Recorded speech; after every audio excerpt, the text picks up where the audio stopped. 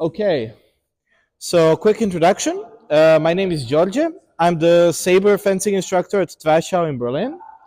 And yeah, the last few years I've been doing a lot of like research and translating in Austro-Hungarian Sabre, specifically Hungarian Sabre of the mid to late 19th century. And today I have a very nice treat for you. We are going to be working with cuts with the back edge. Cuts with the back edge are really interesting if you delve into the 19th century saber sources because they tend to be a rarity in a sense that if you look at British saber, there's not a lot of false edge cuts. Hungarians, they eat false edge cuts for breakfast. Not literally, but you know, it's every other book or literally every book is like, oh yeah, all of your cuts they can be front edge or back edge, and this is how you do them. And yeah, the advantage of that is we'll talk about it later, but also it has to do with the sharpness of sabers. Uh, they would sharpen the front edge as you would with a regular saber, so sharp but not too sharp, not like razor sharp, because you would have to parry with it, do blade beats with it, and so on and so forth. With the back edge, you just really have it to cut, like it's sharpened like this part, this much of the saber, maybe a bit more, maybe a bit less, but thereabouts. And what it offers is because you only cut with it, you can have it like be razor sharp because all of your parrying actions are happening on the front edge anyway. So that allows for a bit of a more sharper cut. And yeah, it also allows some really cool stuff with angles. So I would need a volunteer. Like one? Sure. Yeah. Right. So yes, put your mask on, please. Okay. Let's switch sides because I will be doing a slight thing to your inside. So, okay, just on guard. Point down, please. So just so I can. So with your regular, I'm just demonstrating a cut. So with your regular inside cut, let's say we go with a very basic horizontal inside cut. If you're doing it with the front edge, we know regardless of if you're doing with the wrist or with the elbow or just as a direct cut, you're going along the path of your cut and you finish at full extension. And you notice my blade and my hand and everything is in one line. Perfect. So false edge is slightly different. Yeah, that's fine too. Is slightly different in the way that the cut itself is you are moving in two different paths at the same time. So while you're doing this cut, you're turning your hand. You don't have to parry. I'm just demonstrating. You'll have a chance to parry. So while you're while you're cutting, you turn your hand and you move it in the opposite direction. And what that allows is when you cut, you finish at an angle. So if you notice, the difference is instead of this, you finish here and you create a nice angled cut. So if you're on guard, and now just parry card for me. So this is your regular card parry. Perfect, wonderful, protects against cuts. The thing is, a lot of French systems, and some British, not all, but some, tend to have the cut really close to the body. So what happens is when you have a false edge cut, it can go right through the parry because of the angle. Now the saber I'm incidentally using has a bit of a nice curve. It doesn't have to be curved because you're relying on the angle. You can even do it with a straight saber, it's just you'll need a slightly bigger angle. It's the way of life. So back edge cuts in like 90% of Hungarian books, because Hungarians, if you read them, you'll have 20 books and in them you'll find 25 opinions because they all are like, you can do it like this, but no, like that. Long story short, you have you have false edge cuts and you can divide them into basically 3 or 4 ways. So you have the horizontal ones. They're all to the inside, by the way. Almost none are to the outside of the opponent. So horizontally, from above, from below.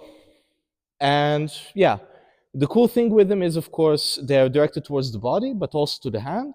More on that later. The ideal thing is when you throw the cut, you move your hand back at the same time, and you create this angle. So what you don't want to do is, Yannick, please. What you don't want to do is like, oh, I'm throwing my cut, and you don't need to parry. You don't need to parry.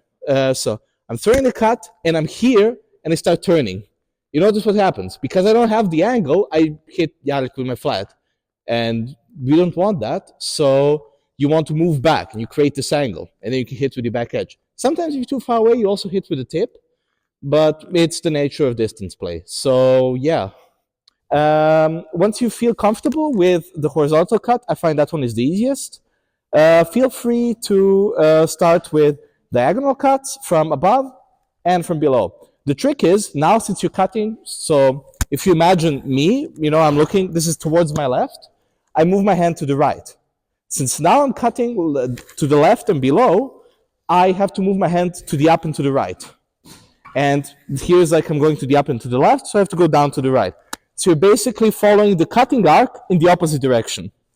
It's a bit weird if you haven't done it before, but after a few minutes it becomes second nature. A few minutes later. Sehr schön. Let me see.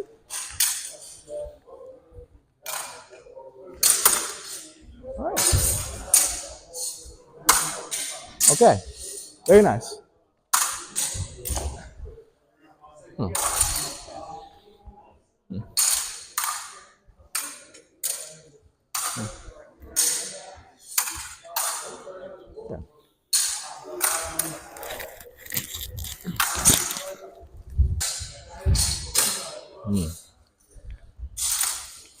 Okay, okay, very good.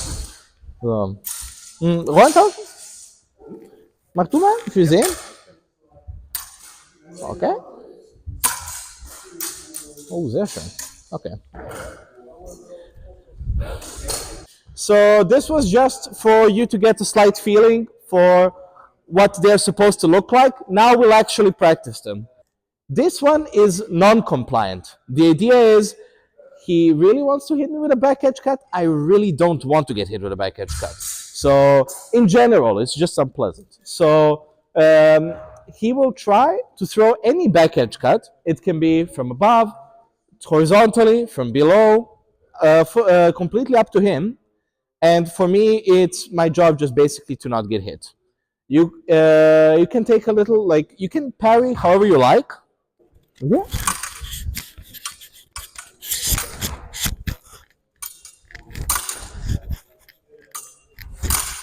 Right.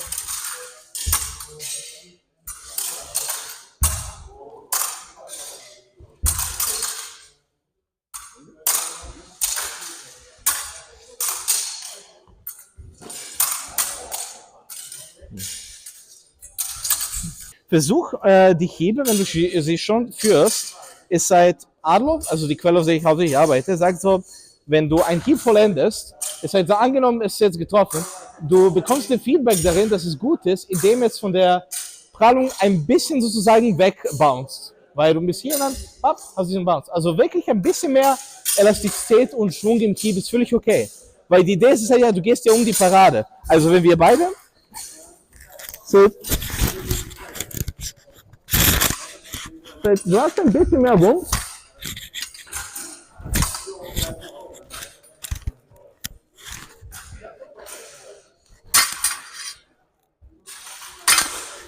Besser.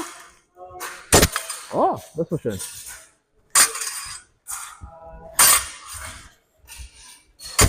Nice. Übrigens, in dieser Übung ist es völlig erlaubt, die Richtung zu wechseln. Also du kannst kannst auch von unten, kannst von oben, alles okay.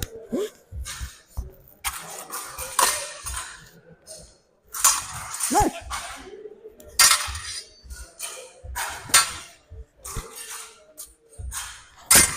Oh, sehr schön. Nice, sehr gut. If I'm here, it's very easy to counterattack, right? Because it's all in one line.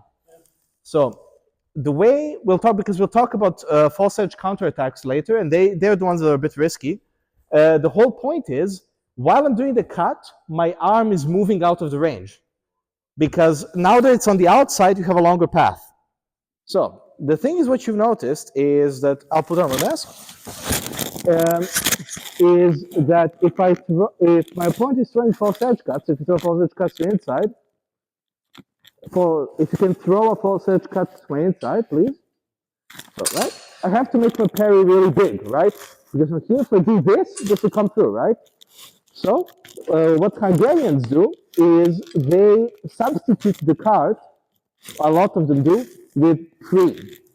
And so you do a false edge cut, I do a swoop, and I bring it out of line. And why is this cool? because once you have this parry, it's very easy to riposte with another false edge cut. So, cut here. Just a, yes, Hungarians prefer the parry of tierce over second for most of the time, unless it's like really low, then they go for second. Because from here, it's very easy to cut with the back edge, or to even do a moulinet and cut from below with the back edge. So, if you cut here, this is actually a very exposed situation if you're not used to it. First of all, my opponent is parrying my back edge, which is slightly weaker in opposition. Secondly, my inner arm is more exposed. So how did the Hungarians solve this? You have two options.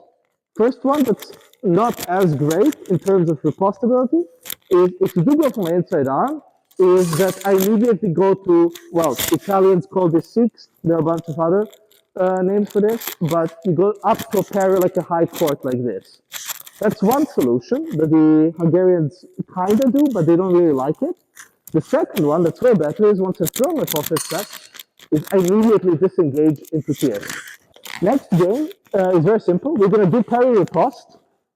So basically that means we're trying to hit each other, but I can only attack, you parry riposte, I parry riposte, you parry, it's kind of like tennis, but the whole idea is you try and get me with the false edge cut as much as you can. So if you go slow, just for demonstration purposes, you start with whatever cut you want, false edge, I go back to the false edge, and now here I don't have a choice because it's on the outside. So at normal speed, that we will actually be trying to, hit with the riposte.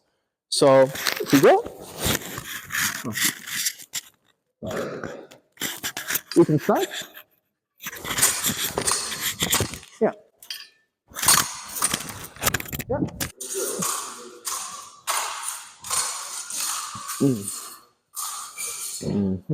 Sorry.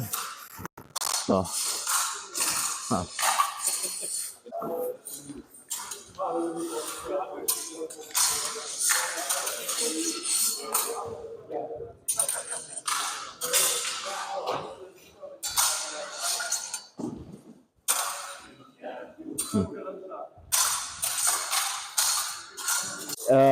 Ist euch aufgefallen, wie schwierig es ist, auf der Karte nicht mit der Rückschneide zu machen? Das hier und das hier, nee, ist nicht so gut. Aber wenn ihr es langsamer machen möchtet, ihr könnt hier bringen und von hier aus hast du deine Rückschneidehieb. Das gleiche, ja. Hier, du bringst es hier und papp. Es ist leichter, aber wie gesagt, ihr müsst nicht jede Riposte mit der Rückschneide machen. Nur die zur Innenseite sind.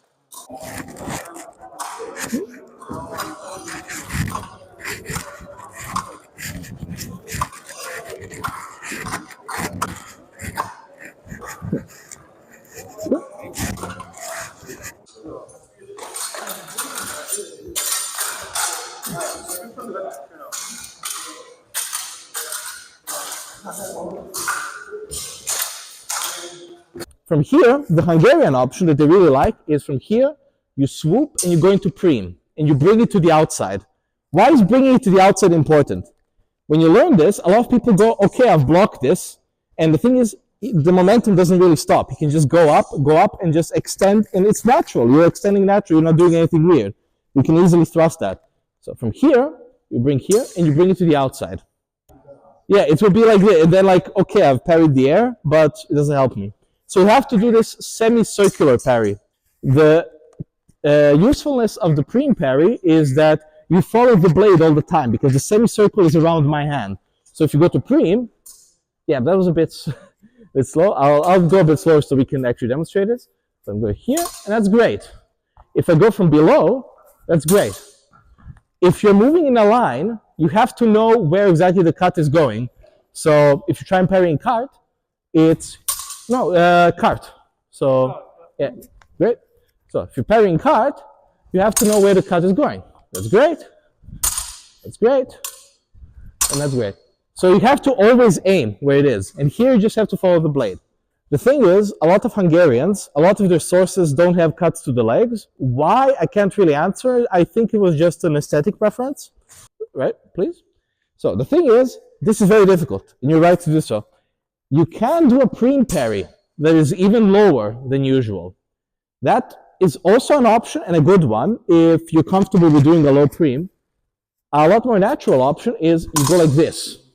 So from that, you do like a semicircular motion, and you do like, if you've seen Russ Mitchell's Hungarian Sabre, or if you've done foil, this is basically a French septime. And you can just cut down here and you block it completely. And even if it's going up, it goes right into your guard. And there's a riposte, you can just go up, tip, and you have it. Or if he has a big guard, you can just extend and go poke. So yeah. On the other side, it's, so please, other side. So yes, just a regular second. Like maybe bend down a little bit more so you have the strong and not the middle, because the middle is still that. Yeah. So and yeah, and from here you also have like back edge options. We're gonna move on to the next part of what we all do with the back edge, and those are counterattacks. Counterattacks are inherently a bit risky because a counterattack by definition is an attack you start into your opponent's attack, and you're kind of saying, okay, I'm not gonna parry because I'm cool like that, and it's inherently risky, but still valid tactical choice if you know when and how to do it. And Hungarians really like the counterattacks, but they prefer them a lot with the back edge, and they're usually done to the hand. From here, what Hungarians really like to do are false edge cuts, so either from above, from the side, or from below, and usually to the hand, sometimes to the forearm. And the cool feature about this is, if you're aiming for the hand, you can hit this while moving back. So the French school, for example, really relies on stop thrusts, right? So somebody advances, you give them a thrust. The thing is, if you're thrusting and moving back, you're kind of doing the opposite of what your thrust is supposed to do. And here it's, okay, I can throw my back edge cut, and while I'm throwing it, I'm going back. It's actually the false edge that is preferred because, well, usually if your opponent's cut comes from the inside, you can do it with the false edge on the opposite side. So if you freeze in the same position as before, so from here, the cool thing is, if I'm doing my cut with the front edge and he still finishes his cut, my hand is on the same line. And if I'm doing it with the back edge, because of the angle we spoke out of, you can actually do this. And this happens in fencing, you just have to have a bit of a feel for it. Usually it's false edge cuts for everything that's on the meaty side, and everything that's on the outside is true edge. That's usually the Hungarian preference. So we start in tiers, and if you do like a really bad direct attack, I disengage and go for the back and just retreat. And do it slowly. This is more about you getting used to disengaging. So notice, you can do it as a moulinet, but Hungarians, so if you're in tats, prefer you just stand still, is you disengage. You disengage, you cut, and you go back.